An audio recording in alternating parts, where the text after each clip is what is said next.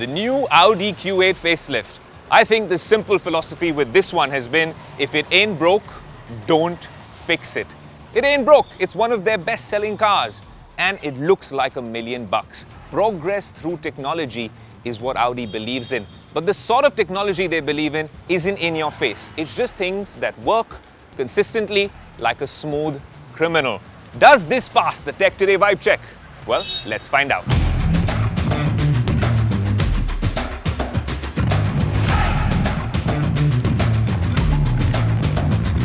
The first thing that stands out with this Q8 facelift is this new color. Sakhir Gold is what they're calling it.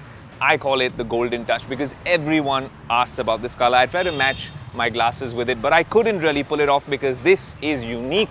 It's something you haven't seen on Indian roads, and they've done a little bit more as well. The minute you open the door, you will see the new logo right there with the little reptile right beside it. Kind of cool. Now this German beast sits on 21-inch wheels. We've got these red-colored brake calipers which give it a really cool look. And this Audi logo, look ma, it spins. It's a fidget spinner. Looks super cool as well, especially when you're driving the car.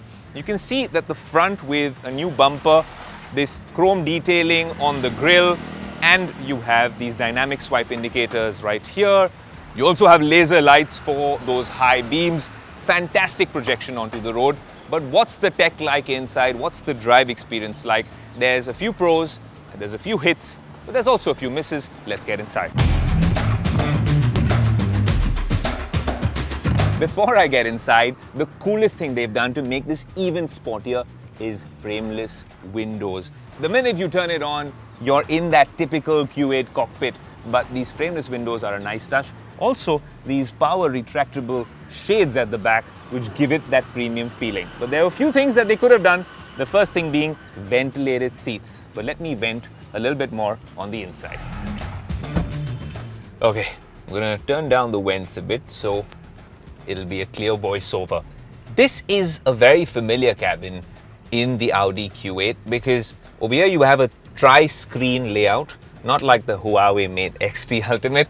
3 screens in different portions. You have the instrument cluster right here, which gives you all the basic details. But in 2024, this does seem very minimalistic. It's very, very easy to use. That said, you'd want a little bit more animation, some more bells and whistles, even over here.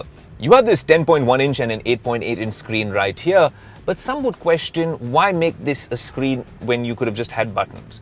A lot of brands are moving away from buttons, but when you have buttons and you make them haptic, it is reassuring to use very often. That said, it takes some getting used to. You look at this button right here, which is quite reassuring, something that we used a lot even when I was in Finland driving Audis on ice. You have these drive modes. Now, pretty simple here with off-road efficiency, comfort, auto dynamic. It's very refreshing to drive an SUV with such a good suspension, and also the fact that it has brilliant ground clearance, really adapting to some of these conditions. So using these screens and clunky haptic buttons with feedback can take some getting used to, but yes, it gets the job done.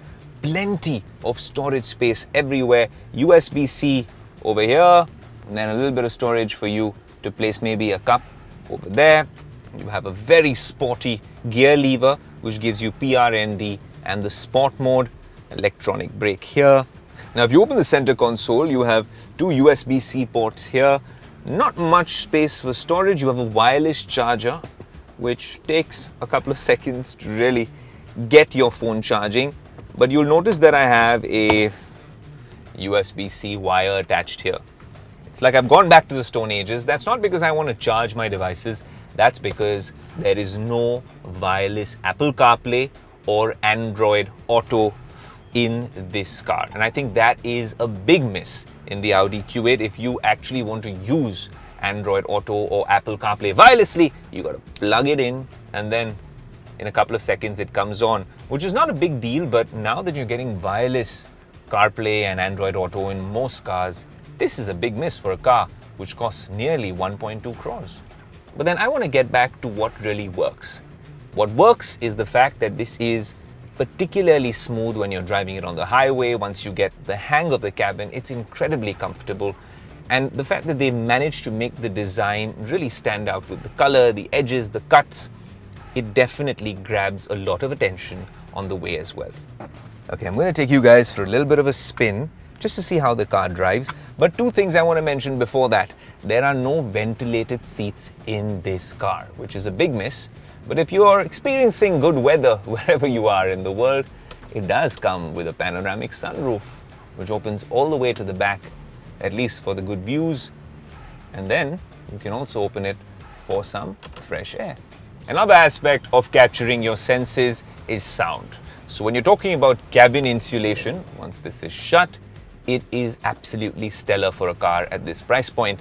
That said, there's also a music system in the car, which I think is perhaps the best I have heard in any luxury SUV. It's a Bang & Olufsen 17-speaker system producing 730 watts of crystal clear sound. It's one thing to have so many speakers producing loud sound, but the quality, the timbre of the sound is second to none. It's like a home theater, cinema surround in your Q8, and I think that, if you're an audiophile, you will stand up and take notice, be impressed with for sure. Now let's take this car for a little bit of a spin. I'll tell you how it drives and some things that work and some things that we'd hope would be better in the next version.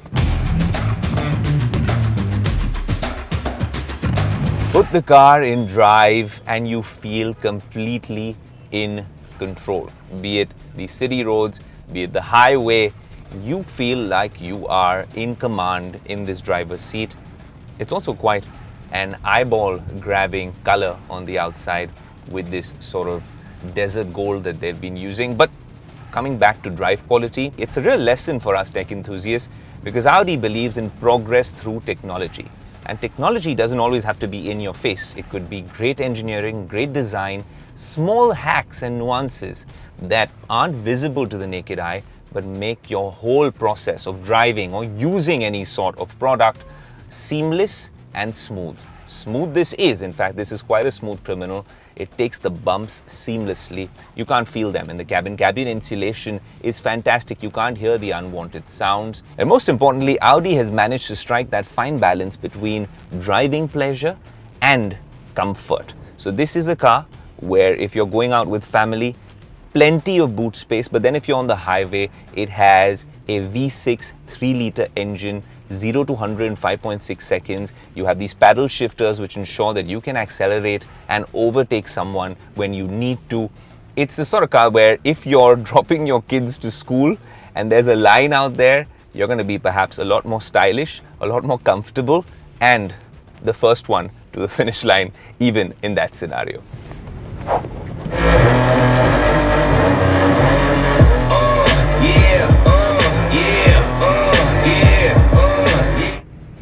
So one thing that is absolutely undisputed is the music system in this car. Perhaps the best I have ever heard in any car.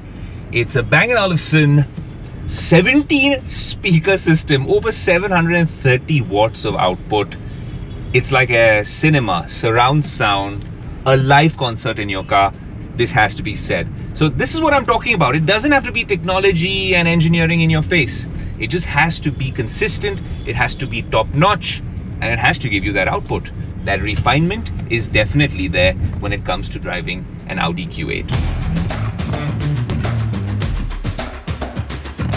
Like I said at the start of the show, if it isn't broke, don't fix it. This is the sort of technology which seems like the absence of a couple of features, but the ones that work so seamlessly, the others can stand up and take notice. Yes, ventilated seats are missing. This particular car also misses out on wireless Android Auto and CarPlay. That's the one criticism that we genuinely have. The car needs wireless Android Auto and CarPlay because that's really available with even mid-level cars nowadays. All of that aside, if you're driving this car and truly enjoy driving, you want the car to look stylish, to be comfortable, to take your family in.